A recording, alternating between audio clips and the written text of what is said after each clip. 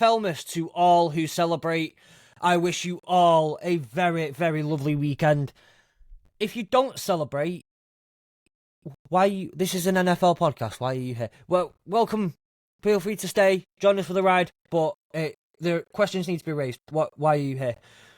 With me today for our first ever Hurdle the Line preview show, I have the one and only legend that is Carl, the one and only legend that is Sam, and back from what feels like years, we have DJ. Undertaker. Gents, the NFL is kicking off in a few hours. How are we feeling today? Buzzing. Absolutely buzzing. Cannot wait. Yeah, I know. It feels like it's been forever as well. Like, this off-season just seems to have taken forever. And that's even I don't know if maybe because we've been focused on it a lot more while making content and podcasts and things like that. I don't know if maybe we've just been too invested in the off-season too for it to feel like we haven't diverted our attention away and whatnot, but it does certainly feel that way.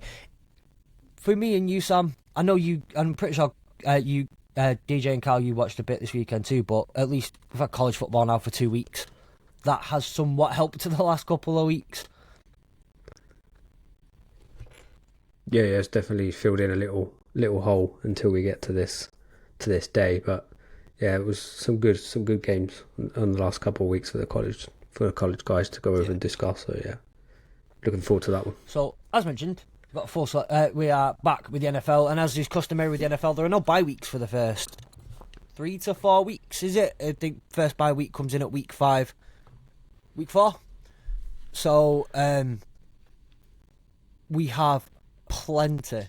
Sorry, week 5 it is, so we've got 4 weeks without. Should know that because we've got the Lions have got the dreaded week 5 bye, the first possible one that no team wants. But that does mean that we have a full slate of games, so there's a lot to go through this weekend. Over the next hour or so while we go through the games. But first, we're going to do Break the Huddle. It won't be as jam-packed as it has been the last couple of weeks because we're splitting it into 2. Our review guys will also get some. I have a couple of headlines. I know you guys do too. So first up, all I have is the 49ers have signed Trent Williams, 3 years, $82.66 million. Then that includes a $25.69 million signing bonus. And the Broncos have paid PS2 4 years, $96 million, $77.5 million guaranteed. Phenomenal deals, phenomenal players. 2 just absolutely brilliant signings, yeah. Mm-hmm. They left it late, but got there. Denver signed their cornerstone in the secondary, and the 49ers are back in Super Bowl contention now that Trent Williams has been re-signed. They had to re-sign him, otherwise, Brock Purdy's in massive trouble. Yeah. So they had to do it. Probably his last year, would you say, now? Last ride to get him. Looking at his contract, I'm not 100% sure. He is getting more guaranteed money for this year, but I'm not 48. Sure how much more they'll kick the can down the road. I mean, he is 36, so yeah, 2 years tops. When did Whitworth retire? How old was he? Was he about 39, 40? So as long as he's feeling okay, I'm sure he could go to that long. Whether he actually wants to or not is a completely different question. But no, it's true. What was Whitworth? Was Whitworth a centre or was he tackle? He was tackle, wasn't he? He was left tackle as well. He was left tackle as well. So I mean, if you're still feeling healthy, good, still healthy, and still up to your standard. A question to you all on that note though, because Whitworth went to one Super Bowl and lost, went to another Super Bowl and won. So if you're Trent Williams though, and you started to feel, I mean, let's face it, you're probably feeling it now. Most players are feeling the effects of the NFL on their body within 2 to 3 years after being in the league, if they're lucky enough to wait that long to feel the effects of football. If you've been to 3 Super Bowls and lost them all, if they get to the Super Bowl this year, lose it again, is there going to come a point there where you just got kind of, unlike Whitworth, who still had to strive to get there the second time, it's just that, look, this is probably just not going to work out for me now. Is there a risk of that? Definitely has got to take a hit, like morale side of things, but yeah, mentally. I think the 49ers are definitely equipped to going back there again. That's my personal opinion. I think they're definitely doing the right things, but it's like you say, in a mental state of a human being that's been to 3 Super Bowls, and if they say they get to it again and get lost again, it's like, how does one continue? I know there's been a couple other bits of news that have come up over the last few days that I've missed. Does anybody want to kind of drop them in here for us, please? I've got one that just released about an hour or so ago. It's about quarterback Russell Wilson for Pittsburgh Steelers. He's apparently dealing with calf tightness. So he is actually, according to this report, it says that he's not sure if they're going to start him at week 1 in Atlanta, which opens the door for Justin Fields, I guess, to fill into that position. Oh, I watched a lot of Justin Fields. I've got I expect Fields to take over from week 4 or 5. Yeah. So I don't think it'll really matter anyway. All it'll do is it'll just show how bad Wilson is for 4 weeks, and then he'll get dropped. Yeah. So go on, Sam. I was going to say the one that I've come, and to be honest, it's not really news, but Christian McCaffrey's been put down as having a calf and Achilles injury. Limited practice today. They don't play till Monday, so it's likely that he's probably going to still play. But it's for anyone who's listening, who's into their fantasy football, it's one to keep an eye out on. And if you've got the auto subs, which has now been introduced into the leagues, if you can put one on for beforehand, it might be worth doing it on Christian McCaffrey just in case. Yeah, so the 2 bits of news I've got is the Rams have placed quarterback Darius Williams, who's suffered a hamstring injury. He's on IR. And coming out of the New Orleans Saints, star cornerback Marshawn Lattimore dealing with a hip injury from training camp. He was upgraded to a full participant in today's practice report. An indication he's good to go for Sunday.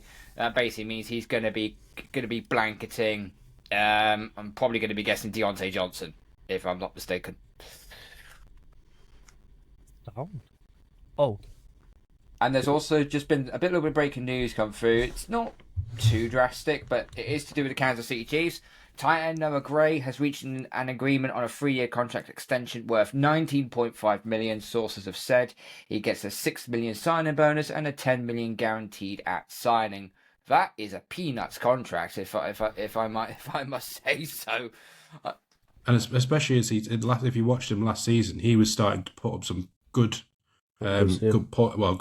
numbers in that. And if you're in, I suppose Tom's probably the best one to speak to, but if you're worrying about potentially Kelsey coming to the end of his career, I mean, Noah Gray seems to be good enough to step into his extremely large shoes. Maybe obviously won't be as good as him, but at least could do a job for Mahomes, and we know what Mahomes is like. So I think that to get him on that contract is a major win for them. Yeah. Also takes a bit of heat away from Kelsey as well. If he's double teamed and they decide to do a double bunch TD formation, they could do a 12-man personnel.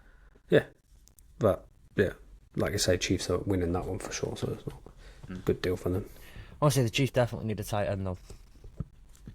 Something that just one of those things, isn't it? So, as mentioned, it is NFLmas this week. And we've had college footballmas for the last couple of weeks, but it is NFLmas this week. That means, as mentioned before, a full slate of games. Now, we are recording on a Thursday night, and I do believe, not that I'm counting down the minutes or anything, but there will be in 4 hours, NFL football will be underway in Kansas. However, that said, the time of recording, by the time this hits YouTube and your podcast platform, it finished like an hour ago, 2 hours ago. So we're not going to dwell too much on the Chiefs-Ravens game.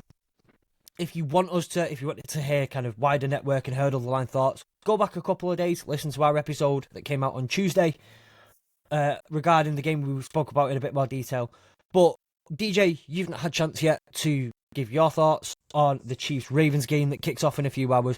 Do you want to just quickly as you can, tell us your thoughts on the game, where you think it could be won or lost. Yeah, I think it's a fantastic matchup for a week to start off the NFL, especially as like the champions Mahomes versus the Lamar Jacksons. I think Baltimore have really done pretty well in strengthening this defense this year, so I'm quite intrigued to see what they can do defensively. And obviously they've attained Henry as well in that behind Lamar, so it's going to be a really brutal game. But yeah, I really do think I'm quite excited to watch this one. I don't think I'll be staying up for it, but I'll definitely be catching it tomorrow morning or highlights. But yeah, it's going to be a good one.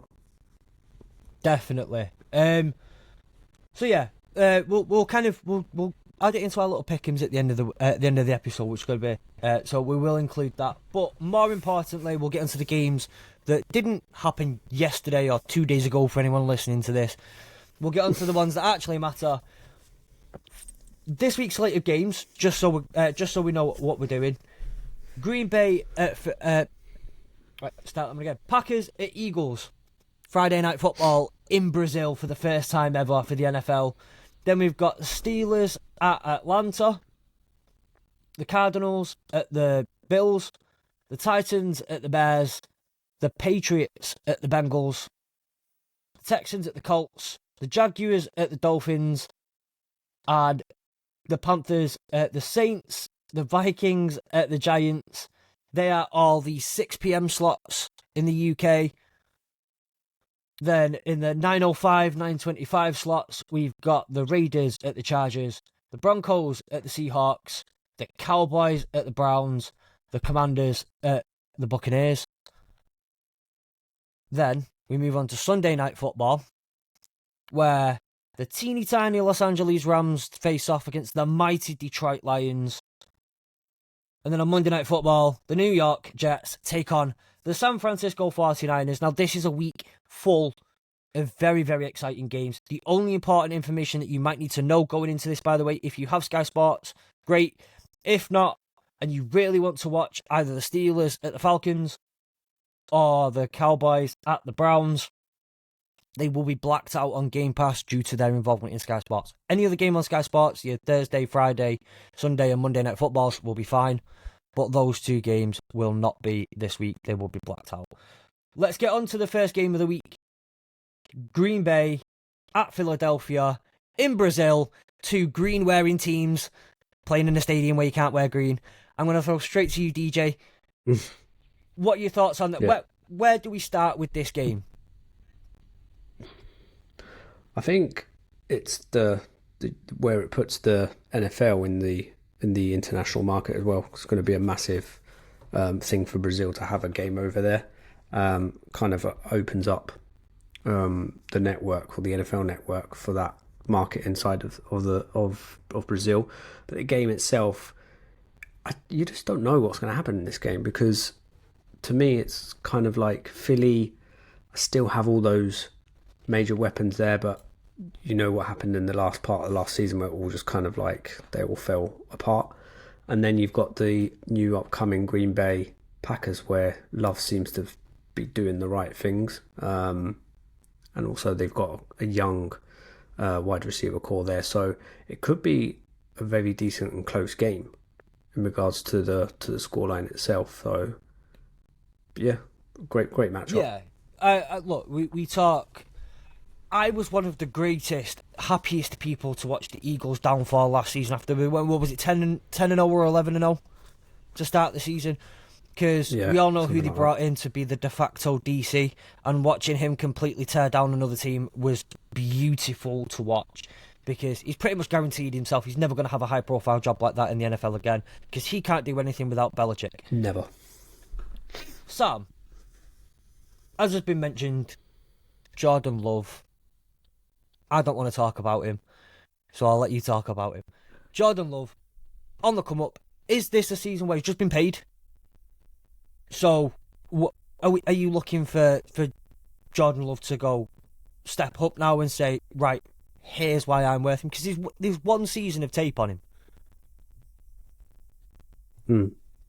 Yeah, he's got to show why he's worth that money now. I think. I mean, he had a. Don't get me wrong. There was a lot of. We think about sort of when they first drafted. I think he was drafted in the first round, wasn't he? So I mean, there was a lot of, I don't say heat, but there was a lot of eyes on him being Aaron Rodgers' backup when he first joined, sitting behind him for a few years, and a lot of people weren't expecting the Packers to stick with him when he first went last season, and I think he showed that he has the ability to be able to make plays, to run an offense, and I think it's a bit premature paying him, but I know they have to. But I think the amount they paid was maybe based on what we've seen a little steep. But yeah, pressure's on him now. I think this season he's got to make the playoffs. I think if he doesn't make the playoffs, doesn't show, or at least show playoff worthy poor performances, I think that he could be in trouble. He obviously seems to have a good relationship with his wide receivers. I know that personally, I'm a real big fan of Christian Watson, and I'm hoping he actually can step up again this year like he did in his rookie season. But yeah, I think he has everything to succeed. He just needs to now do it, and he needs to show it, and needs to be consistent with it. I think that's the main part of it. And to be honest, I think going into this game, I think he will. I think he'll. I've got the Packers as they're going to be good. I think the Eagles will be good as well, but I think without that home advantage, it downgrades them a little bit. But yeah, I think Love's going to be one to watch this season. Absolutely, Carl. What are your thoughts going into tomorrow or tonight for anyone listening on the day? First things first, right? It's great that what the NFL's doing is broadening the international market up, and obviously we get the game in Brazil, which is fantastic. Sao Paulo is not exactly one of the most safest cities in the world, shall we say? There was a video clip I saw earlier on today of the Packers actually going through the terminal in Sao Paulo. They looked miserable. So you would be after a 10-hour flight, but it looked like to the players' faces that they didn't want to be there. It looked like they didn't feel comfortable. They felt unsafe. This is in the terminal, by the way. It's probably the safest part. And I've looked it up, and there are some awkward places in Sao Paulo to go to, but they're going to be very heavily secured, have very heavy security all around them. But apparently, from what I've been hearing, they're going to be cooped up in their hotel rooms. They're just going to be training cooped up in their hotels because it is very dangerous there. That kind of waters it down, really. But as far as the game is concerned, I think it's a fixture. I think the NFL have done really well putting up. Two hotshot quarterbacks in Jalen Hurts and Jordan Love. I think you're going to see an absolute barnstorm of a game.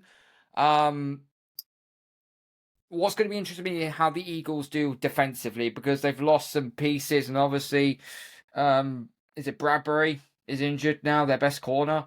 That's going to be a huge test for them to try and take on who is the Packers' best receiver? Is it Romeo Doubs? Is it Christian Watson? Is it Wicks?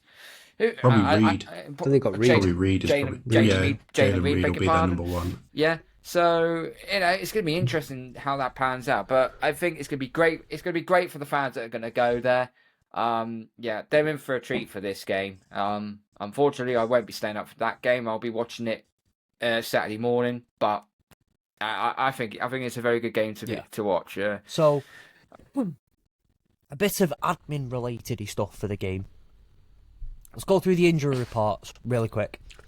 So the Green Bay Packers, both injury reports are fully in. Because it's Thursday night and they're playing tomorrow, the injury reports are fully in. Any other game we talk about, we're only going to have 2/3 of the injury report with us, so I apologise for that. We will do our very best, though.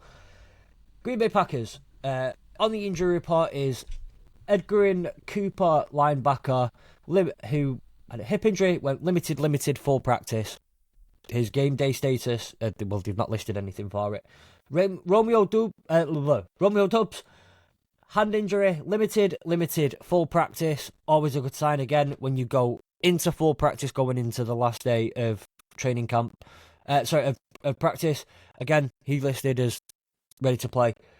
Tucker Kraft, tight end, back, was not listed on Tuesday, went limited over the last 2 days. He's questionable. Marshawn Lloyd, running back, hamstring, did not practice on Tuesday, limited Thursday, Friday, questionable as well. Carrington Valentine at cornerback, hamstring, limited, full, same as the first two. Emmanuel Wilson, hip, limited, questionable. And just really quick on the Packers did not practice on Wednesday, by the way. So those reports are an estimate. All of those 6, though, were listed as limited. Those are reports. And defensive lineman Aaron Mosby will not travel to Brazil due to a personal matter and will not play in the game. So they're down a defensive lineman as well. The Eagles, A.J. Brown, wide receiver. He was a resting player this week. No actual injury. Was limited on Tuesday, Wednesday and Thursday, full practice. Landon Dickerson, also a resting player this week. Limited, full practice. Isaiah Rodgers, hand injury. Limited. He will be out. And Devin White, ankle, limited. Did not practice, out for the game. So, Packers have Tucker Kraft, Marshawn Lloyd, and Emmanuel Wilson on questionable. Everyone else is in. Isaiah Rodgers, Devin White for the Eagles are out. The Eagles had walkthrough on Thursday, did not practice on Wednesday. Participation reports are an estimation. I've not had to do that for a while. I'm very sorry. I'm rusty in my injury report delivery there. Very, very sorry. I'll get back right through the episode. Any standouts there in terms of losses, in terms of gains? We mentioned Romeo Doubs being potentially, up there with the Packers' best receiver. Could be in that conversation. He's in. What would it be for them if they did lose a Romeo Doubs? I think they've got a couple of decent other ones like Watson and Reed to lean on. I mean, the tight end Musgrove. Is it Musgrove? I think his name is Musgrave. He's a fairly decent tight end to lean on as well. So I don't predict them kind of like depending on one kind of player or one star player to drive them forward. I'd like to see what the running back core was going to do in Josh Jacobs. It's been a bit of heat around him, saying if he's good enough to do this or to even carry this team in that running back core. So something probably to keep an eye on if Love needs him more than what he would do. But yeah, I think they've got enough caliber there to compete this year, definitely. So Lions might have to be a bit wary. Yeah, I mean, for me, there's no one there that's really, for the Packers, that's potentially going to be a big problem. I mean, obviously, Tucker Kraft, he does get the odd involvement as being sort of the second tight end, and obviously Marshawn Lloyd being the second, I think he's listed as RB2 for the Packers. So obviously not having him there is, as a potential RB2 for them, may be a problem if he doesn't play. But to be honest, and this is for both teams, apart from Devin White, I think is the only real miss. The rest of them, and obviously the D lineman, I think you mentioned, who's not playing for personal reasons. I don't actually think there's, for one, like, it's good that both teams are going to be coming into this game pretty much at full strength. So I think it's going to be good for the game. Obviously, I think I'll probably echo Carl's feelings. I don't particularly like the fact that it's in Sao Paulo. I think there's always been trouble in Sao Paulo, but it's good for the Brazilians who want to be able to watch the NFL. Yeah. So so as to mention, Aaron Mosby, defensive lineman, I say won't be out. I've just got up the depth chart here just to see, kind of where that does hurt, if it does hurt them much. Aaron Mosby is listed as the third defensive end on one of the sides, so I don't think it's going to hurt them too much. Yeah. Do you know who they can't afford to lose? TJ Slaton, because do you know who would be their backup? And this is like my favourite bit of today, it really is. Carl Brooks is their backup on the defensive tackle. Carl Brooks, ladies and gentlemen. Carl Brooks, the fifth-round pick out of Bowling Green. Yes, I knew the pick already. They drafted him last year, wasn't it? Was it last year's draft? I think Last they year's drafted him. draft. Yeah. Carl, are you in Brazil? Just a heads up, you I can't haven't got take a that shirt. green screen It's in got with the you green on thing Friday. behind it. Take that green You off. can't take that green screen in with you tomorrow. You're not allowed it.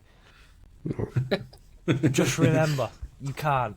I did find that funny though. I just saw the name and was like, what? Hey?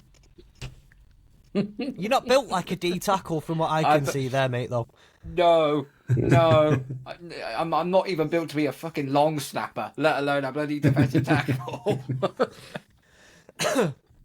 Out of interest, have we had any news about what the players are going to wear? Because obviously I know there's the big issue That is a around note the on green. there. I think White. the All Packers are yellow. wearing. I think the Packers Aren't are they?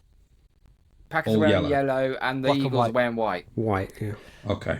Even though the Eagles are the home team, but they don't have an alternative kit, Yeah, so do they? it's- No, they do. They have an a all. black They one. have a black don't one they? with bits of green on it. Oh, so they can't Well, use that but either. from what I know, No. But the Eagles logo's got green in it. so what? from Yeah. what I've seen, and I think I saw the graphics up, and I've got it on my notes here. It's going to be a black helmet with, I think I'm basically talking black and white Eagles logo, because you can just, like, you know, the kind of what you can do with the graphics these days, and you can keep changing the colours of the logo and doing all sorts of stuff with it. They'll have a black and white logo, white jersey with black trim, black pants with white trim, and the Packers are going full. I know what they're going to call it, the cheese uniform. I'm calling it the Minion uniform. They're going full Minion. Are they wearing blue shorts? Well, okay, maybe not full Minion, but they're going full naked Okay, Minion. not half Minion. They go for the naked Minion. Full naked Minion. That's yeah. This has gone south pretty quick. I always thought it was the review team that were going to let us down, and it's us. Moving swiftly on. I think there's a lot to talk about with this game. It's going to be a very, very interesting one. My only other question, I guess, to both of you, to all of you, is the travel to Brazil. Carl, you've mentioned they look miserable. The only person who I think enjoyed that flight was Jordan Malasha, who got off the plane and because he's used to flying from Australia to the US. He's used to it by now. He got off the plane and was like, 10-hour flight, is that it? He basically, click of his fingers for him on a plane.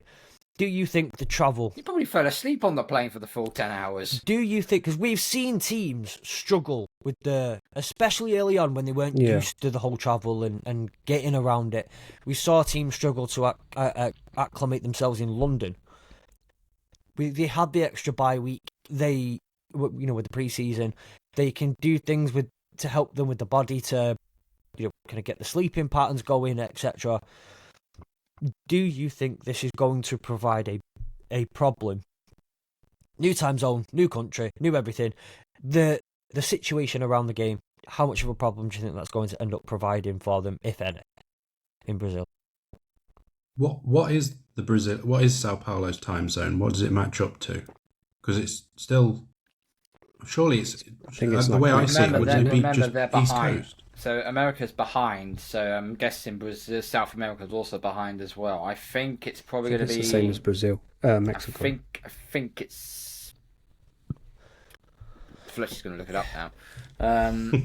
So it's. I thought it was like 3-4 hours behind. Standard time. 10 to 6, so It's- the 4 hours behind us. Yeah. They're Oh, 4 so hours it's an behind it's us, an yeah. hour forward from difference. New Yeah. York. Yeah. They're Well, -3, yeah. So it's It's not... a lot better than I thought then. I think I don't think it's going to make as much of a difference as like when they come over to say London or Germany and that, because they're completely having to acclimatise to a whole new time zone. I think 1 hour they'll be used to that with having to fly between East and west to yeah. Pacific and It's and when east they and have all to of that. start So it's when they start doing international games in Australia, Yeah. in Yeah, China, that's gonna be the big in problem. Shanghai. That's where you're gonna get some real tests in regarding of the I- time zones. I think the biggest problem that they're going to have this year, and so with this game, I think the team that are going to have the most issues is going to be the Eagles. I think the Eagles at home are a lot stronger than the Eagles away, because just purely because of the being in the Eagles stadium as a whole is just a lot more terrifying. So having it a neutral ground is going to benefit the Packers massively, I think, because they don't have that home field advantage. Or the Eagles don't have that home field advantage. Yeah, that's a very, very, very fair point. Moving on to the next big game of the week, we have it listed down as Sunday Night Football. Now, we need someone to come in and be an arbiter for this conversation, because two of us have a dog in this fight. Although we're going to be very respectful, aren't we, Sam? Or at least, no, okay, that's fine. I was planning on being respectful. I'll be respectful until it gets to Monday, until it gets to 1 o'clock on Monday, and then I won't be talking to you for a bit. That's absolutely fine. I'll take it. Whatever. It's fine. We'll see how Saturday goes first, I guess, as well. If you're too up on me on that one by that point, I think you'd be more than happy to. We're gonna go with the Lions and the Rams. Yeah. We're going to ask a neutral first. I threw to David. Through to you, DJ, first. So I'm gonna throw to you, Carl, first this time. We need a neutral's opinion to start us off. This game in Ford Field, a rematch of the NFC wildcard game last season, a rematch of the Lions' first home playoff game in 30 odd years. How do you see this game going? Where is this game going to be won or lost? I think on the defensive side of the ball, what will really test, I'll be looking for really, is this new defense of Detroit, because if the one problem that the Lions had last year was defensively, your secondary got absolutely mangled, so you barely had anybody there to cover. This time around, though, you've cranked up on the safety. Terran Arnold is your first round pick, so we're going to see how he does in his rookie season. We know the Lions can put points on anyone. One of a top 10 offensive line, one of the best receivers in the game, Amon-Ra St. Brown, probably one of the best up and coming tight ends in Sam Laporta as well. And not to mention the running back duo of Montgomery and Gibbs as well. They're really going to run the ball down their opponent's throats. They really are. I think with the Rams, with them losing Ernest Jones, that's a little bit of the middle part of their defense taken away. It's in some capacity. And I just think, but the Rams, they can put points on the board. Stafford could end up doing a revenge tour because he was injured last year, didn't really get much. This year, he's going to want to prove his worth. Not to mention the fact that they've still got Cooper Kupp, who is still very productive. But Puka Nacua, wow, what season he had last year. And he's gonna take that up to the next level again next year, unless Cooper Kupp takes away more of his targets. I think this, to me, has got a barnstormer written all over it, and I think this is going to be one of the highest scoring games of the week. My personal opinion. Defense? Fuck the defense. It's going to be all offense in this game, that's all I'm going to say.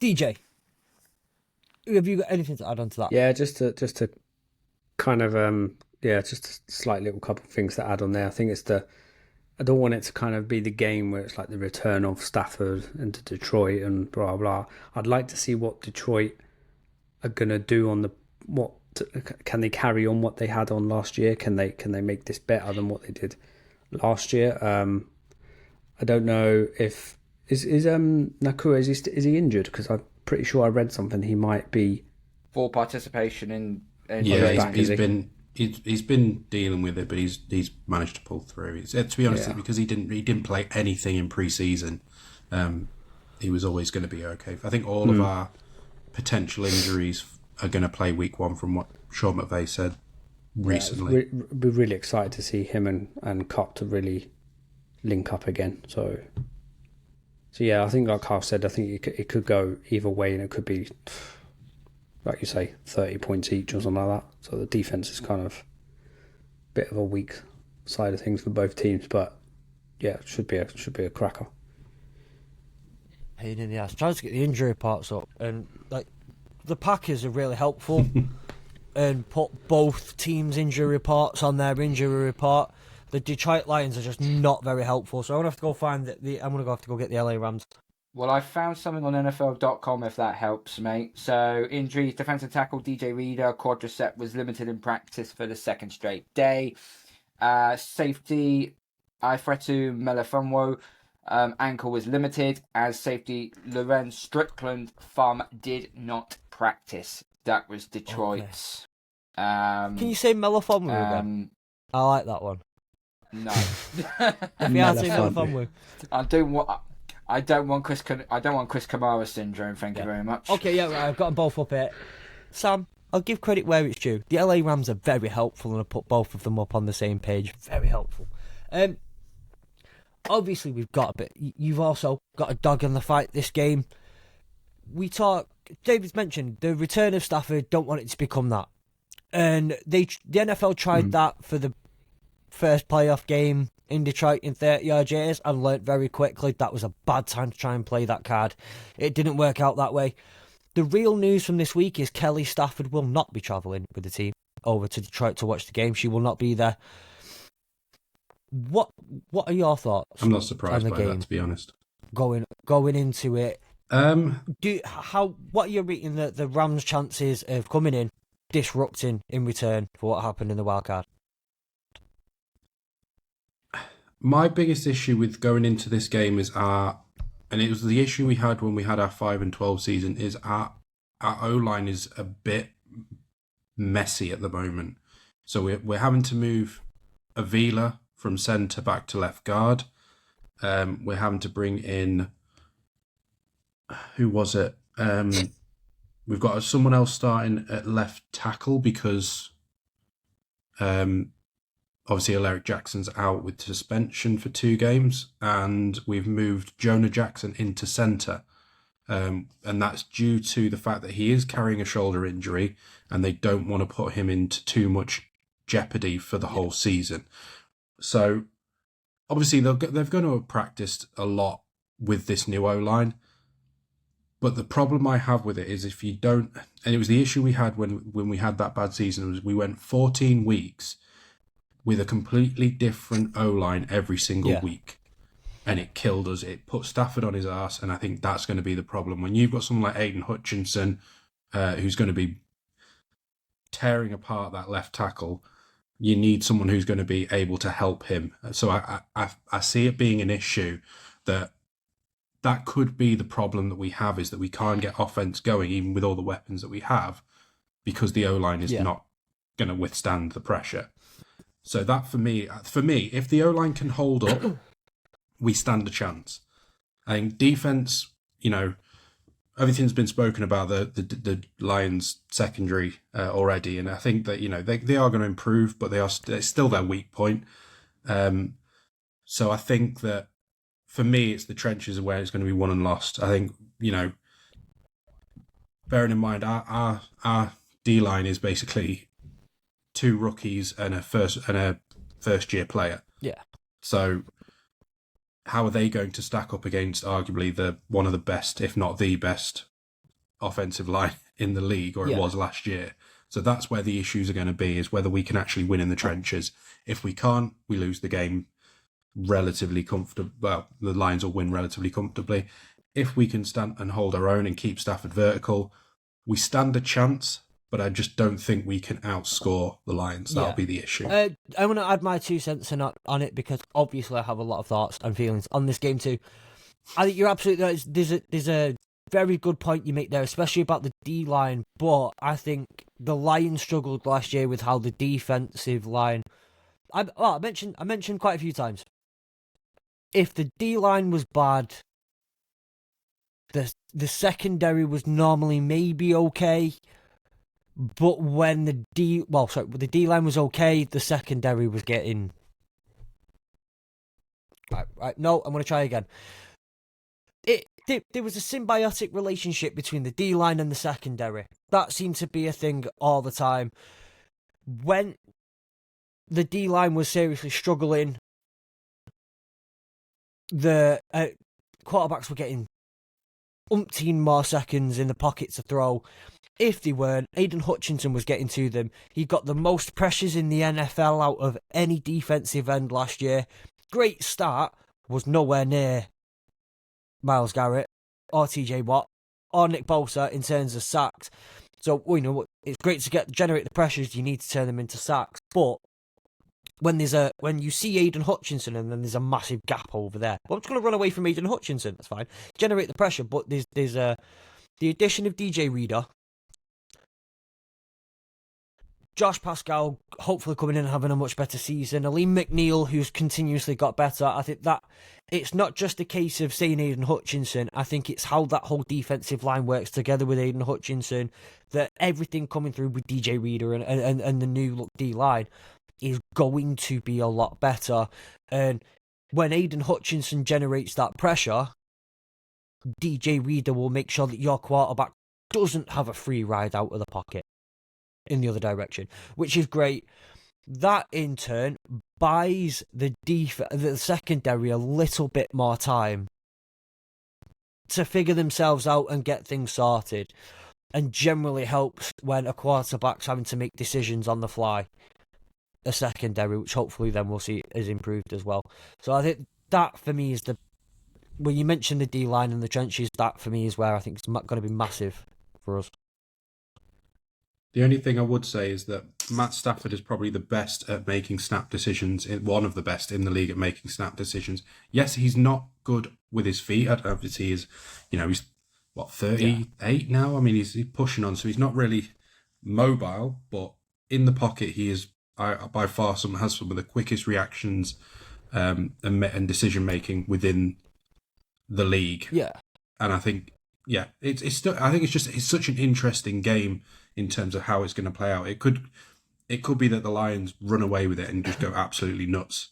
It could be that it's a really tight game, or it could be, you wouldn't be against the realms of possibility that the Rams somehow manage to pull out a big win. Like it's just one of those games that could easily be, like say, a Stafford revenge game, a Cooper Kupp revenge tour game as well. I also will say as well, just one thing again from the Lions' perspective. It all rides on the defense for me here. I say if the defense can make it work, we know what this offense can do. As everyone has mentioned so far, it's been 2 years of seeing what this offense can do, and 2 years of seeing if the defense can do just enough to let the offense do what, just about bail them out of games.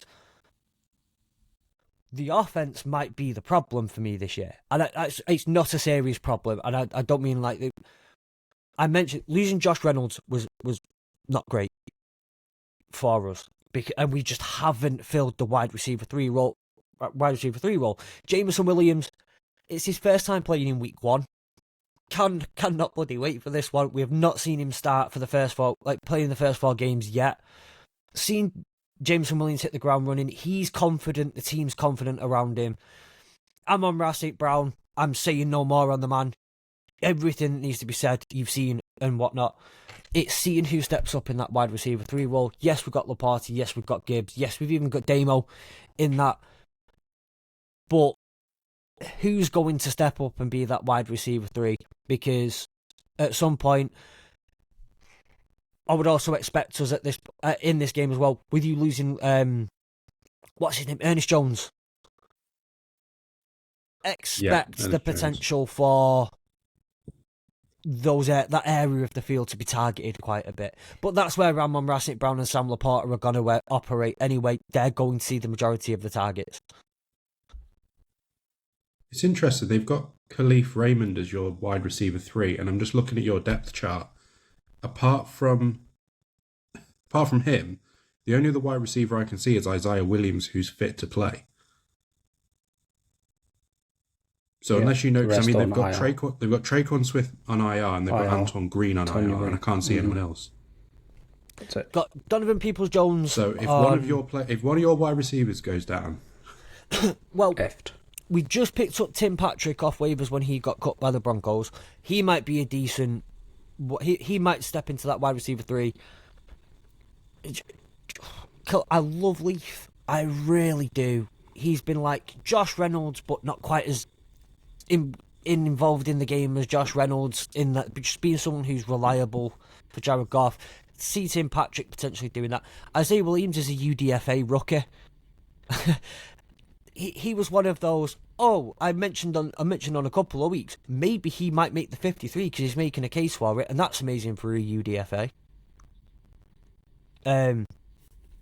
Is there the possibility you'll play a lot of two tight end formations? I mean, Brock Wright. Yes. I mean, when he first sort of played, he looked quite good, and he can play, and he makes some good plays. So I'm wondering if you might see a lot of two tight end. Brock Wright has a good pair of hands, and he can run right. He's obviously not quite Sam Laporta, but I would expect that, and I expect you would. But you'll see Brock Wright a lot, because one thing we know about Ben Johnson, and I don't want to get too involved in the nitty gritty of this game. We need to move on in a second.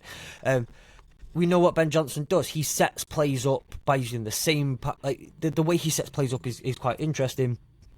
Expect a lot of run plays with Brock Wright and Sam Laporta in the blocking. He'll do it 6 times on the same drive, and on the 7th drive. On the 7th play, Brock Wright's in the end zone and caught the ball. It's one of them. It's how Ben Johnson schemes. So I would expect to see a lot of those packages. Similar what to... Quite a bit throughout the game, but used in the run. And to quote one of my favourite Detroit Lions friends, and this is the last thing I'll say on the game, you can't go Brock wrong with Brock Wright.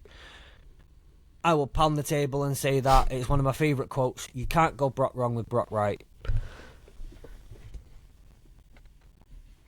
No, I was just going to say, like, similar to what Sam just said about the 2 tight end thing, I can see the 2 RBs being a good little matchup here in the packages, because I think David Montgomery is more of like a pass catcher in the backfield, if I'm not mistaken. So he could be utilised as that extra Gibbs is your wide receiver explosive kind of guy with the hands. David Montgomery's your bruiser. It's quite a good duo there. It's great. It's thunder and lightning. It's thunder and lightning. You've got Montgomery as the thunder, and you've got Gibbs as lightning. So, and plus we might not have an RB by the end of the first play if Kyron Williams is going to be receiving, gets absolutely wiped out. So you got Michigan season. Yeah, but you got this Blake Corum season. Why not? Go. Go. The hoodie's. No, here it is. Wait. For what? I don't want him to do well this game. Let's go, Blake. Go blue. My gold blue boy. Moving on. Was how does the Rams defense kind of like because Donald's not there anymore, so how do you kind of feel that whole giggy? Would you guys obviously going to miss it that much on D, and that's where. Yeah, I mean, I think what we've done is adding Verse and Fisk, who obviously played together at the Seminoles, will be a massive. I think what McVay's gone out and done, what Snead's done very well, is they've found 2 guys who are very good defensive linemen who have a great relationship already, and has gone, fuck it, we'll bring them both in and we'll get them playing together because they know how to play together. Package them in the whole, and obviously mentioned before that Fisk had been training with Aaron Donald before the preseason and stuff like that. So yeah, it's just going to be a case of we're going to need more people in and around the QBs rather than just relying on one player. Yeah. So it's going to be and again that's why I think the trenches is going to be where this game is won and lost, because I think having 3 players who are only a year and 2 rookies, that's going to be where it'll be interesting to see how they line up and perform. Another game that is set to light up the world, and it's we've got the Jets at the 49ers. Now obviously we all know the storyline going into season for the Jets. That's not been a secret. The 49ers have their own storyline. Can they run it back? We've mentioned Trent Williams already. Can they go to a 3rd Super Bowl in 4 years, 5 years? And can they finally get over the... No, I know. Sam's like, nope. And nope. You have a bit more of a dog in the fight in that one. That's the storyline for the 49ers. I'm not saying it is, but that's the storyline for the 49ers this year is, can they remain top of the NFC? And can they finally get over that line that the Chiefs keep pushing them off? How? Problem that I have with this game is I don't like the Niners at all, and I don't like Aaron Rodgers. So this game is a complete car crash for me in terms of who I want to win. I thought you would say something even more inappropriate then, but carry on. So yeah, this is a game I'm going to probably, although it's going to be probably a very good game, I'm going to probably avoid it until the next day anyway. But you're going to be a YouTube highlights on Tuesday morning kind of guy for that one. It'll be a flash score check. That's it. Where you have to start here. This whole offense is built for Aaron Rodgers. Aaron Rodgers has to come out swinging, Don. He has to. There's no excuse. There's no I've been out for a year. There's no nothing like that. He has to come out swinging. Yeah, I agree, but I think the main focus on here is he's what, 39, is he? Ish? Yes. And he's just come off a major Achilles injury. I'd like to see where he's at. I mean, everyone's pinpointing saying that he's back to normal, back to A-Rod, blah, blah, blah. We haven't seen him in the preseason. But, yeah, everyone's saying that this offense is built for him and it's win mode now. Can he do it, though? Is he capable of taking the Jets to win the division in that aspect? It has to be win now, doesn't it? Like, it has to be. Like, if they're not at least making playoffs, to me, it's a Robert Saleh out the door. And I still don't see them over the Bills and Miami, but no, neither do I, and that's why I think. So. I mean, it's one of those games where the Jets are a really frustrating team to watch. Even last year when they had Zach Wilson and Mike White playing, like they were just so frustrating to watch, because their defense is really good. And their offense has just been total trash. And you know, the story has always been, can Robert Saleh get anything out of a crap quarterback? And the answer is no, he can't. So let's see what he can actually do with a decent quarterback. Well, we think decent, you know, reputation precedes Aaron Rodgers, but yeah, it's going to be a boom or bust season for Robert Saleh. I think he's either going to make the playoffs and then they'll continue with him, or he's going to miss out on the playoffs and get sacked. That's it. Sorry. Yeah. Yeah, for me, this is all about the Jets' offensive line, because because there's a couple of new pieces put in there now, and it's just a case of how well they do to protect Rodgers now, because Rodgers is not exactly, you know, he can scramble. We have seen him scramble before, but as you said, coming off that torn Achilles, how well is he actually going to be? We'll find out Monday Night Football just how well he is, because this is a very, very good test for him. Going up against that front seven of the 49ers, you are going to have to be on your toes for them bad boys to come at you. I've looked, so we already knew Ayuk has been re-signed, but hasn't trained, so that's a little bit awkward to say the least, because he's going to either blow up or he's going to get injured, and that'll be it. And then Trent Williams as well. He's held out for so long, but he's now back in training. Is he going to be fit and ready to go?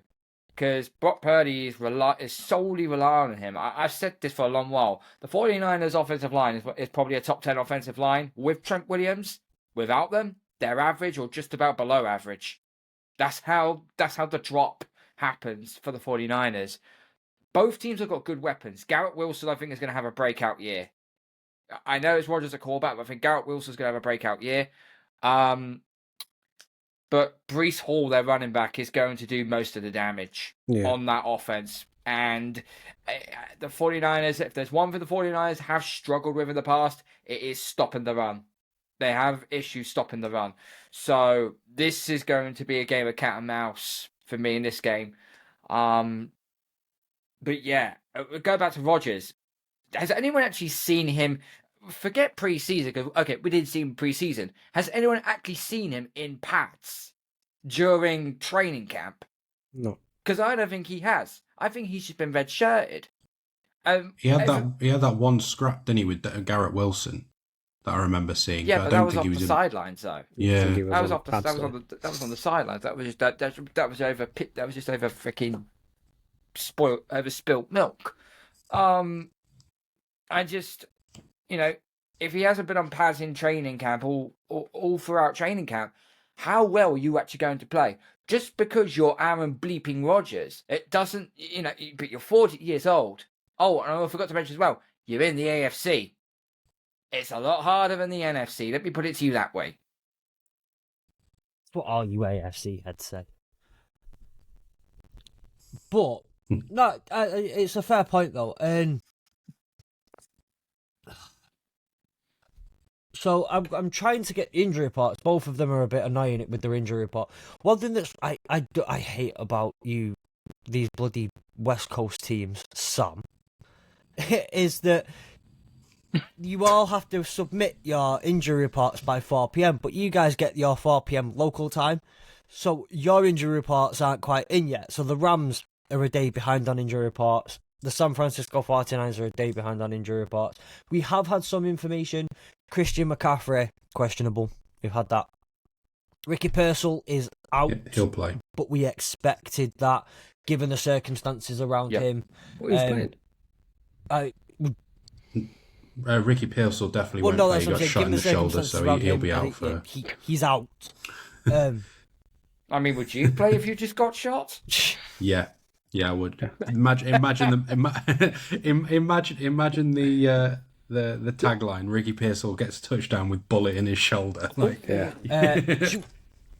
Oh no, that would be really bad for the commentators to say that. It's Brock Purdy, and he throws a bullet to Ricky Pearsall, touchdown 49ers. Well, and this is turned into an After Dark podcast. This is...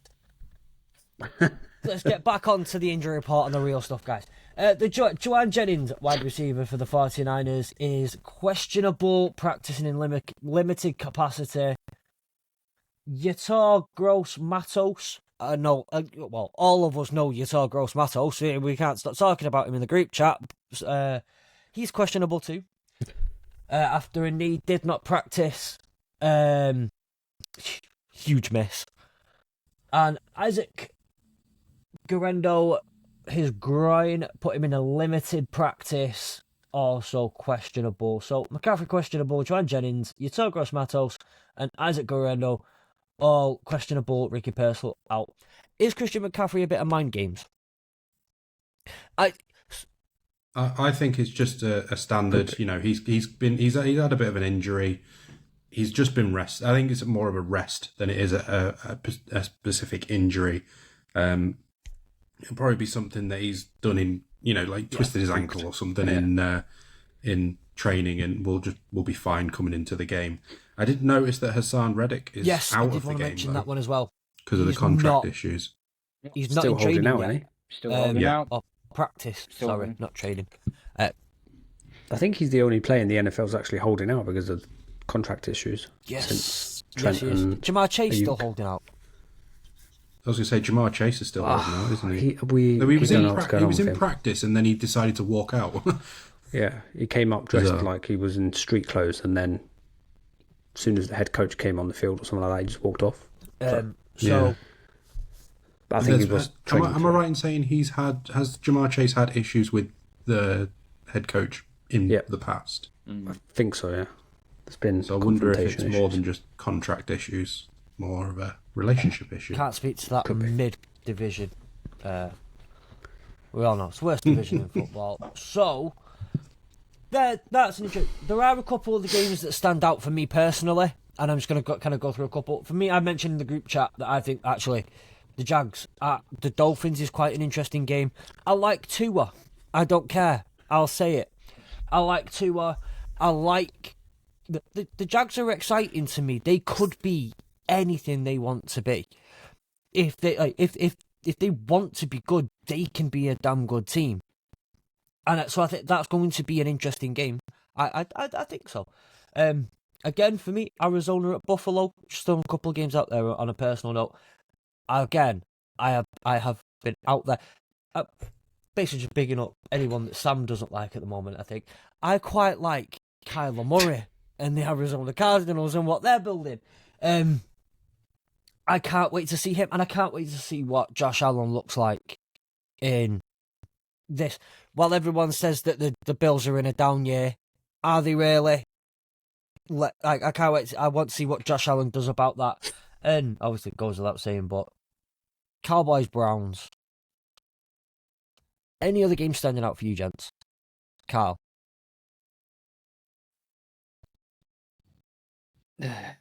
Standout games is a different way of saying it, because you're looking at saying a standout game as well. It could be like a very high scoring game. You could also see some games that which could be very tense, very tight, but really eager to watch as well. For me, this might be scraping the bottom of the barrel here, but I think the Minnesota Vikings versus New York Giants, that's got some trepidation to it.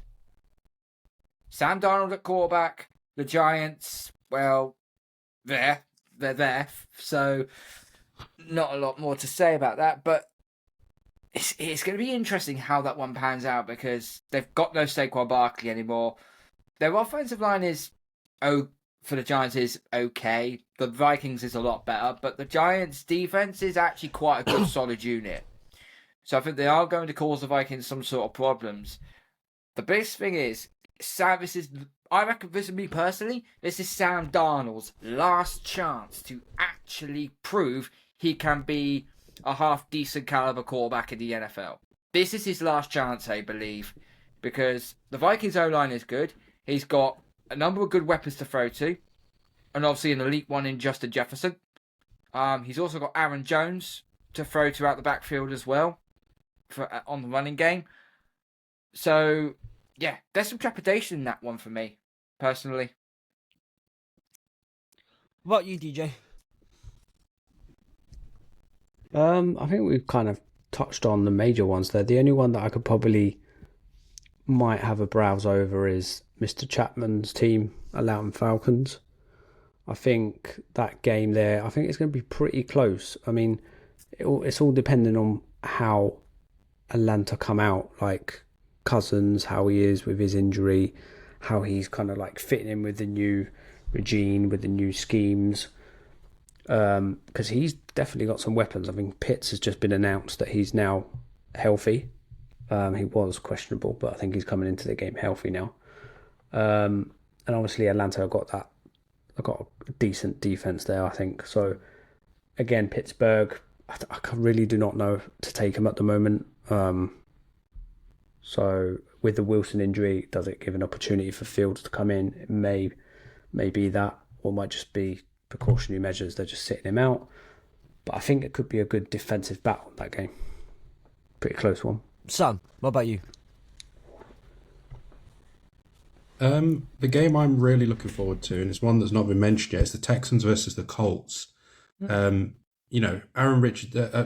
Richardson coming off that injury, be interesting to see how he's actually going to play this year. That if he can perform like he did at the start of last season and hit the ground running, he could be. They could put up some massive points, and we all know that Texans are more than capable of putting up huge points. So, in terms of as a game that could be exciting when we're talking about potentially being high scoring, that could be a game that I could quite easily see that going something like 39-36, like a really high scoring game. I could see, both defenses aren't exactly good. They're not bad. They're just not good. They're just sort of very average. I know that Texans obviously added a few like Alshire and that to that defense, so they could be a lot better this year. But I just think that it could be a very interesting game, and I think it could be quite high scoring. So for me, that's the game that I'm definitely looking forward to looking at. What would we consider to be game of the week? If you could only watch one game this week, which one would be the game that you wouldn't miss, other than Chiefs Ravens? For me, it would be Lions Rams. Yeah, it's my game of the week. I got to go with my team here, Patriots. No, I think the 9-3 game that's going to be so low scoring in that game. It better not be. Yeah, I've got to go as well. Rams Detroit on this one. I'm going to be different because I already have a bias towards that game. And I'm going to say the Cowboys-Browns. I think that's going to be a very interesting game. Two elite defenses and one offense that we know is good with the ball in the air, has issues at running back, and a Browns offense that we just don't know how it's going to perform with Deshaun Watson there. So I think that could be a really interesting game and could throw up a potential...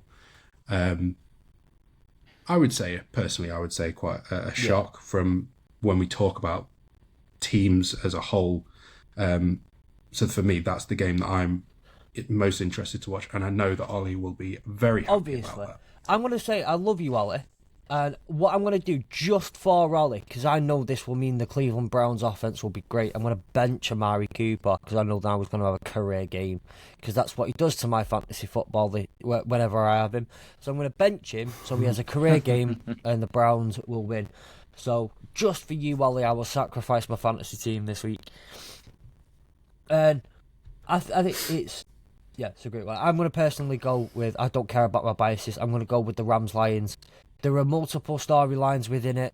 Obviously, I have a dog in the fight, but I think, as a whole, if you're looking at a matchup of two teams that you know are good, other than Ravens-Chiefs, I think there are questions on Green Bay, and maybe again with my biases, but I think there are questions on Jordan Love. Has 1 year of tape on him. What happens now? NFL's have had a full off season to look at him. Eagles have had a full off season to prepare, and their defense is better now. They've got rid of that guy from looking after their defense. There are a couple of again, the New York Jets. We don't quite know what's going to come of them. It could be a great game. The ceiling for that game is really high, but the floor is also, I think, quite low. I think Rams, Lions, the atmosphere is going to be electric inside Ford Field again. I think the ceiling is high, but so is the floor. The floor is quite high for that game. If that game hits its worst, it's still going to be a very good game. So it has to be the Lions Rams for me. But yeah, I agree. I think Browns Cowboys is going to be a great game as well. So I think it's an interesting week one. There's so many games that could be game of the week. Yeah. Like you think about like previous week one games. There's been a few would have been probably, but this one I could say there's probably 1, 2, 3, 4, 5, probably 5, 6 games there that could easily be game of the week. Yeah, and I think you guys watch all those in full, or how do you watch them? I personally Red Zone usually. Huh? The Zone and Red Zone usually. So how I go through. I'm very fortunate. I have a specific setup for the podcasting and all that sort of stuff. I have 2 screens that are on my main computer. I'll have a game that I specifically want to watch and keep an eye on, which I'm going to struggle to do maybe at 6 o'clock. I might do Steelers Atlanta. No, that'll be on Sky, so I won't. I might go Cardinals. There's so many games to choose. Red Zone on the other screen. Same for 9 o'clock games. No, that's how I'll do it. So, as far as the preview team goes, because obviously we're the best team, obviously we're the best group of guys on Hurdle the Line. That's without a doubt. So what we're going to do is, because we're all the smartest as well, we all have very specific skills and talents that we bring to the table. I've asked Carl, DJ, and Sam to kind of bring up forward a little something each week that we can give forward to you as a nugget of information that you can carry on with you throughout the weekend, as well as all this hour's worth of wisdom that we've brought to you. First off, we're going to go with DJ. So DJ, every week, is going to bring us a kind of a stat, something to kind of keep an eye on throughout the week, etc. DJ, have you got a stat for us this week? Yep, so in DJ's stats of the week, I found out that this is going to be the 3rd year since 1970 where they've announced that they're going to have 3 rookie quarterbacks. So the first one is Williams for the Bears, Jaden Daniels, Washington, and Bo Nix for Denver. And it's only happened in 2012, 2023, and 2021 where there's been other 3 quarterbacks, rookies, starting in week 1. So that's your DJ stat of the week. Oh. Sam, you are our resident fantasy expert. Sam will be bringing us every. We're going to do like a start bench cut with Sam. Player that you need to be starting this week in fantasy football, benching and cut in fantasy football this week. Who have you got for us this week, Sam? So, I've gone with, and I'm trying not to do obviously the obvious ones, like your CMCs and all of that, who you're going to be starting. This is more players that, maybe looking at the games and, potentially going to be RB2s or wide receiver 2s or maybe a flex position. My starter for this week is James Cook. The Arizona Cardinals actually were the worst defense against the rush last year, giving up, let me double check, 2,434 rush yards last year and 19 touchdowns from the rush. So for me, James Cook could be one to start. I think he'll play, probably take most snaps. Obviously, he does lose some to Josh Allen, but I think he's going to be one that could potentially go big in that flex position in the Arizona game. Player to bench. This was a tough one because there's a few that you could bench quite frankly. I'm going to go with. I think I'm going to bench DeAndre Swift. Now it's an interesting one because with Tennessee they've brought in a lot of, I know it's more secondary positions. They've brought in a lot in their defense. It's a strong defense anyway, and I just think that I could see this being a Caleb game, and I could see him potentially being the one that wants to potentially be a bit of a star in his opening game and sort of push that. So I could see that maybe DeAndre Swift could be one that will lose out a little bit. So I would probably bench him. In terms of cuts, I'd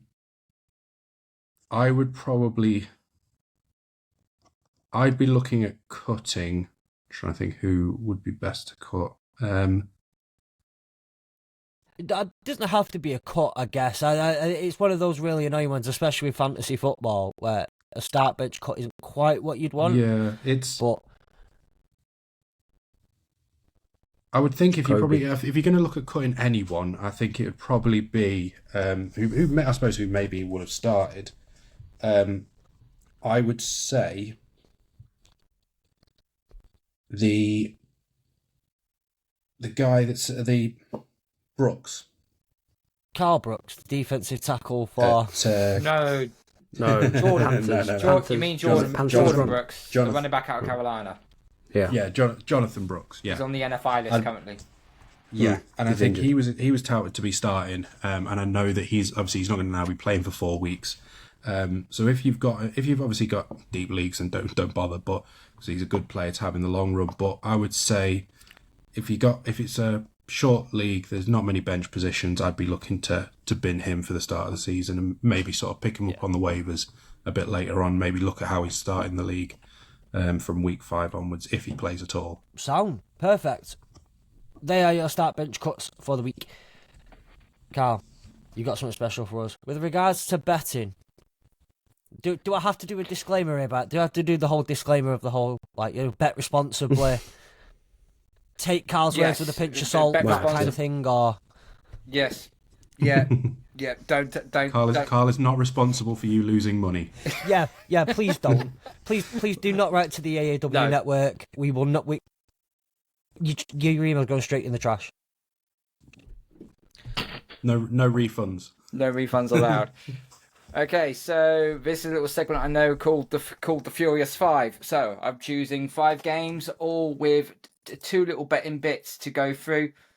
First game we go for is Steelers versus Falcons. I am taking the Pittsburgh Steelers at +3. The reason being why Pittsburgh are 13-1-1 in their last 15 games against Atlanta. They are 6-1 in the last 7 when playing on the road against Atlanta. The Falcons are 5-13 in the last 18 games played in September. And the total has gone under in 7 of Atlanta's last 8 games against an opponent in the American Football Conference. So your 2 bets for me from the Steelers game is obviously the +3, and of course you take the under on that. The under is 42.5 points for the Steelers Falcons game. Where are we now? Just loading up. Houston, Indianapolis I've gone for next. It's a bit of an awkward one for me, but I am going to take the Colts at +2.5. Divisional home underdogs have covered at a sparkling 79% rate in NFL Week 1 games since 2009. Plus, the world is set alight to see a healthy Anthony Richardson operating with Jonathan Taylor in the backfield. The plus is +2.5 for Indianapolis. Take the 2.5 on that one. Right, okay. Scroll through.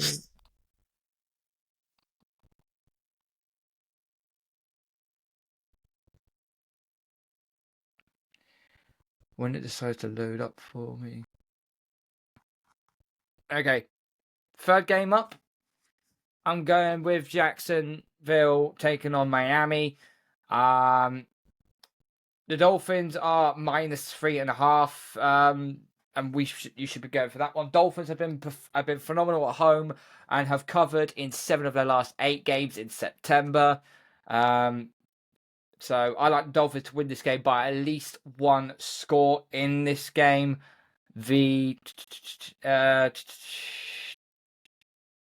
So I'm probably going to say the over is around about 47.5, I believe. I think this one has got the potential to be a very, very high scoring game.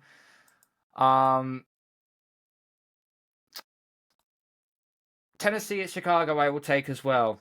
This smells so much of a trap game in my own personal opinion. But I am going to go for the Bears. They are -4.5.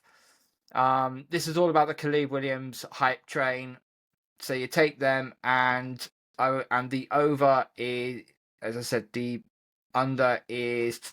Let's have a look. Again, it's around about 30. It's about 39.5. That is the over. You might be. I'll probably take the under on that. I think this Titans defense is going to give Caleb Williams a few looks that he ain't very, very aware of. So I would still take the -5.5 for Chicago, but I would still go for the under on that one. And then the final game, I of course going for the big Sunday night match between Detroit and LA. Detroit are -3.5 favourites. The Rams are +4.5 on the underdog. And I can see, I'm just going to put it out to you right now. The point spread is silly. Really, really silly. It's around about 30, 40. It's around about 47.5. But I'm going to say this right now. I think both teams are going to put 30 points on each other. This is going to be so definitely take the over on that one. And the Lions, the spread is only the spread is -4.5. I will take the Lions to win to get that one, plus take the over on that one. And if you want 2 little bits that you're not interested in the spread, Cooper Kupp, I can see him getting 9 catches. So my 2 top bets singly would be Cooper Kupp over 5.5 receptions, and on the defensive side of the ball, Trey Hendrickson to get a sack anytime against the horrid New England Patriots offensive line. So those are my bets for you. How dare you? Well, I now can't wait for Sunday night. That is a 60-plus point game. I am not looking forward to that final quarter, though. It's going to be 4 in the morning, Sam. and both of our defense are leaky. Make our OT. It may go OT. I'll still be on the... Yeah. Appreciate it, Carl. Thank you, all three of you, for that. Before we finish, we're going to wrap up now. We're going to just go through each game. We're going to do a bit of a pick 'em, and then we've got a tiebreaker at the end. And I need you all to help me with what the tiebreaker is actually going to be, because I've got about 3 ideas for it. But really quick, we're going to go through them. Oh, wait, no, we're not. We're going to do one more in here. Yes, this game's happening tonight, but I would like to do it anyway. We're going to do a little pick 'em. I'm going to go through all at random, read the game out, pick who wins. Right? Nice and simple. Ravens at Chiefs. Carl. Kansas City. Sam. Ravens. I've gone Kansas City. DJ. Ravens. Oh, it's a nice even split. Packers at Eagles. Carl. Green Bay. DJ. Eagles. Sam. Packers. Okay. Well, I have gone with DJ there. I've gone with Eagles. Pittsburgh Steelers at Falcons. Sam. Falcons. DJ. Falcons. Carl. Upset of the week. Steelers.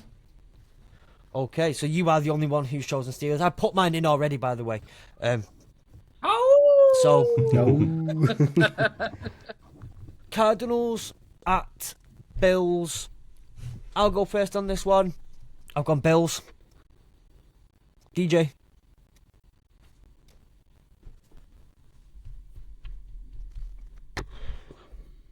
Yeah, I'll go Bills.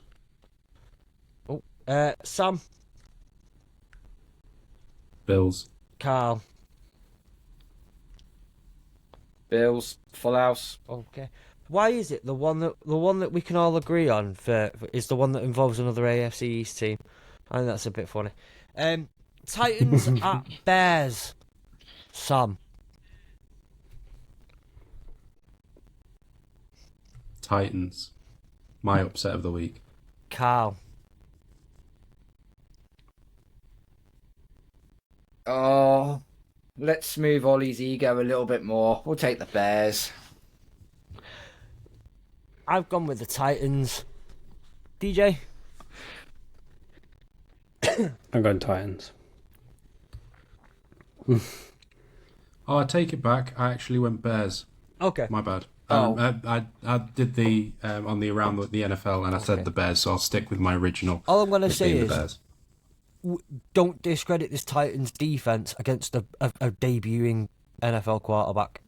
Just saying. Quarterback. Yep. The New England Patriots at the Cincinnati Bengals. I'm gonna go out with a limb here myself. I'm gonna go with the Bengals. I'm sorry, guys. DJ. Bengals. There we go. Carl. Come on, you know you want to. When the fixture came out, I predicted we'd beat the Bengals. And I said on Tuesday night on the Pats podcast, we will beat the Bengals. I am sticking to my guy. I will die on this hill. I will die on this hill. Okay. Sam. Bengals. Oh! Am I the only one that's lone wolfing here or something? So, is it bad that I'd already wrote Cincinnati in your box here? I know where this one's going. So, next up, we've got the Texans at the Colts. Sam, gonna throw straight back to you here. Texans. Carl. Flitted backwards and forwards on this game, but I'm going to edge it Houston. DJ. Texans. So, Carl, I'll let you know, you aren't the only lone wolf here. I'm going for my upset of the week. Colts to beat Colts to beat the Texans. Even Jags at Dolphins. Carl. I hate them bloody fish. Yeah, give me Miami. Sam. Miami. DJ. Miami. Full house. We've all gone with Miami there. Carolina Panthers at the Saints. DJ. Is it too early? Is it too early for a tank bowl for this game? Mate, this game does not look appealing at all. I'm gonna go Saints. To the detriment of sleeping on the couch tonight, I'm going with the Panthers. Carl.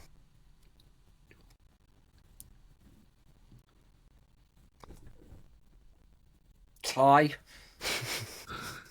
Wow. Do you want to input? Do you want me to input a tie here? Because I will put you in for a tie.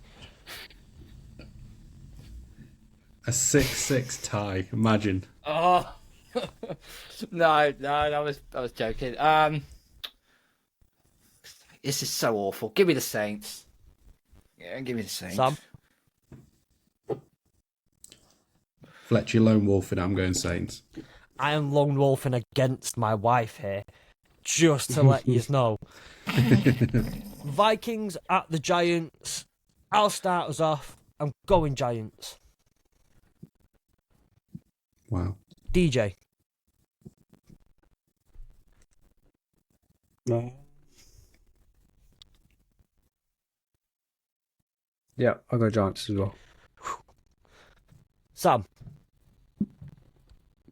Vikings. Carl.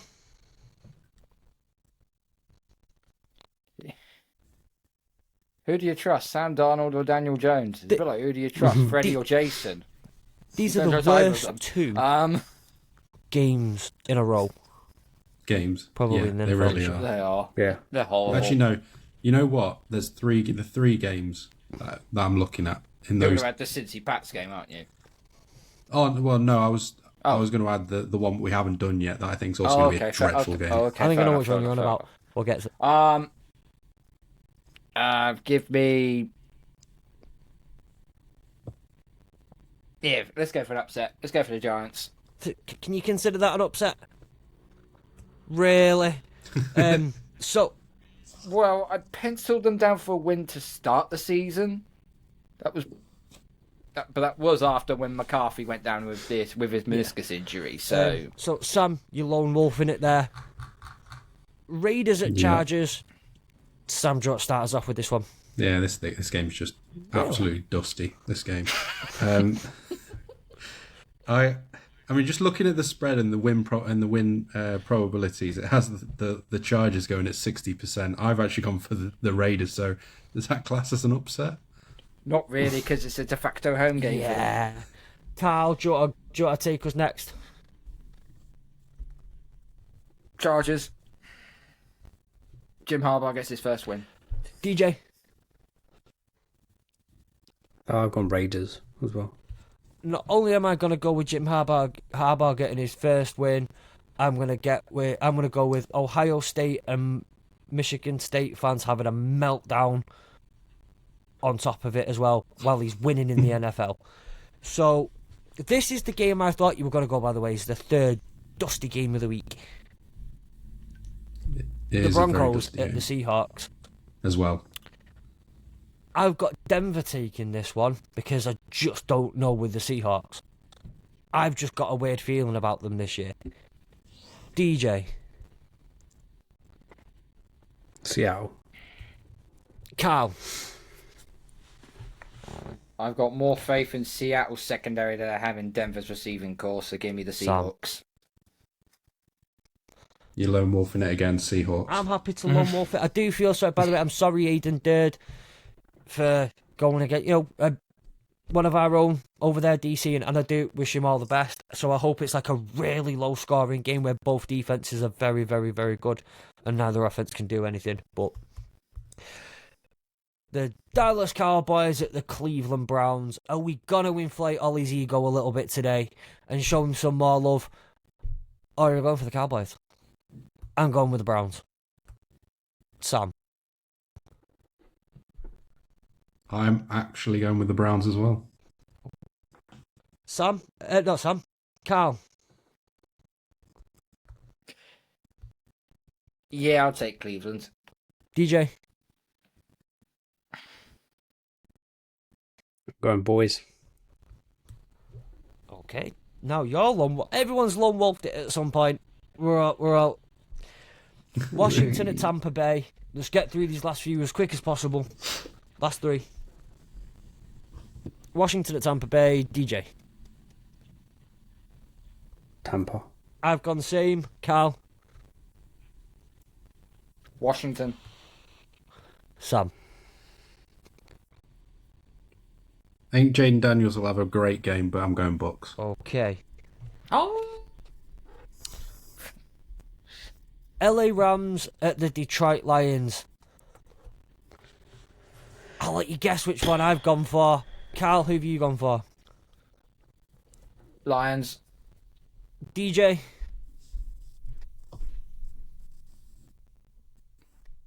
I'm going to go Rams. Upset. Wow.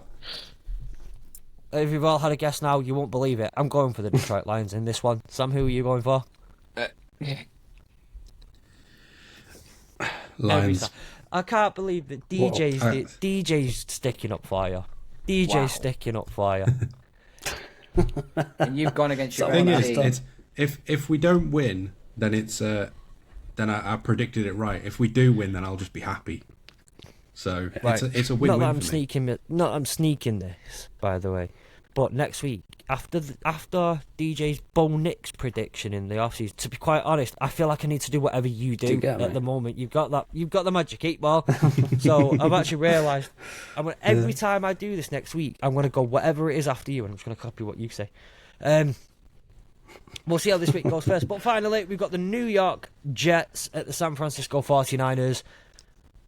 I've gone with San Francisco. Carl, who have you gone with? 49ers. Sam? Yeah, whiners. Yep, Niners. Finally, so in the event of a tiebreak, because we want to have at least a winner this year, we're going to have one of two options, I think. Do you want to do we'll pick it. We picked our game of the week. It's officially gone down as the Rams Lions. Do you want to do an over under? It's like we'll pick a combined points total in the game as your tiebreaker, or do you want to do a point differential score prediction, and we'll do whoever's closest?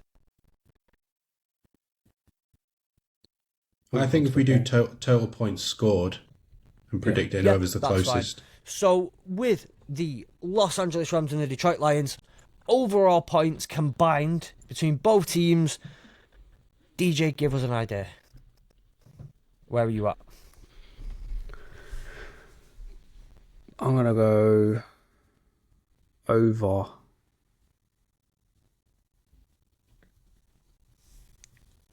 40. 40. We'll talk about points combined there. Or what kind of just 8 points combined, whoever's closest. So we talk like 23-17 game, or we want to go more? So you just want me to predict not the quite score? the score, just the combined total points. And then the closest. So I'm going to go 67 points 67. as the total score. Whew. Yeah. That's 67-0 to the Rams. saw some of them at the weekend. It's yeah, that's an interesting one. I'm going to go with 57. Carl? 73. I've got the scoreline down. Lions 38, Rams 35. Gotta be one of them that's going to go. That's a go down in history kind of game, that one, if we're not careful. DJ? You sticking with 40, or do you want to... Yeah, 40 is fine. Yeah. Well, so we've got 73 and 40. This could anyone could take this. It's a very interesting one. Very interesting one. With that in mind, I realise this has been quite a while. We're going to learn to refine this as we go throughout the season, and as well there'll be less games to preview as we carry on. So with that in mind, thank you gentlemen for joining me on this fantastic Thursday evening. Merry NFLmas one more time to anyone who's listening, and I'm going to do a Chapman. What we hurdling this week, boys? NFLmas? Hurdling. Yeah, hurdling the NFLmas. Hurdling the NFLmas.